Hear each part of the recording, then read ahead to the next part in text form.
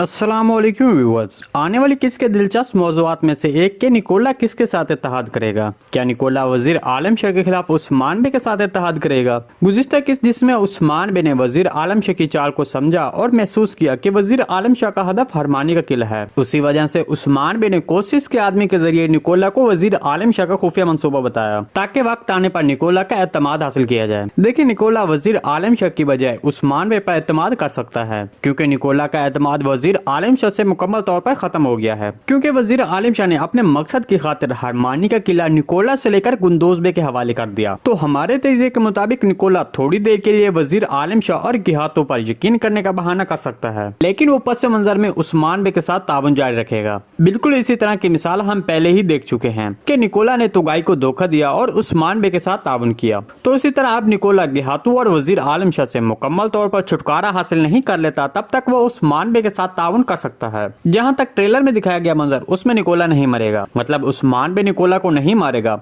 बल्कि उसके साथ इत्तेहाद करने के लिए उसे जिंदा छोड़ देगा और निकोला की मौत एनागोल किले की फतह के दौरान तुर्गुत बे के हाथों होगी। जी नाज़रीन, आज की वीडियो बस यहीं तक थी। उम्मीद आपको पसंद आई होगी। अगर हमारी वीडियो आप तक बर वक्त नहीं पहुंच रही तो बेल आइकॉन लाजमी प्रेस कर लें ताकि हर आने वाली नई वीडियो का नोटिफिकेशन आप तक बर वक्त पहुंचता रहे।